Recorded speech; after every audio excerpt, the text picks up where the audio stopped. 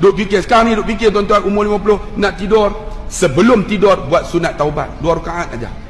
Buat sunat taubat, usolli sunatan taubati raka'ataini lillahi taala. Saja aku sembahyang sunat taubat 2 rakaat kepada Allah Taala. Allahu akbar, Fatihah. Yang kedua apa? Kuliah menjadilah. Kemudian rakaat yang kedua Fatihah. Kemudian apa? Qul huwallah. Habis solat taubat. Kemudian ulama ni kata apa? Lepas solat taubat jangan lupa tutup dengan witir. Kalau umur 50, tolong kalau yang muda-muda 20, 30, kalau tuan-tuan boleh buat hebatlah. Tapi yang 50 ni tolong tuan-tuan jangan tinggallah. Solat sunat taubat 2 rakaat dan tutup dengan witir 1 rakaat. Usolli sunatan witri rakaatan lillahi taala. Allahu akbar, baca Fatihah. Lepas Fatihah baca apa? Qul huwallah. Lepas qul huwallah baca apa? Qul a'udzu birabbil falaq.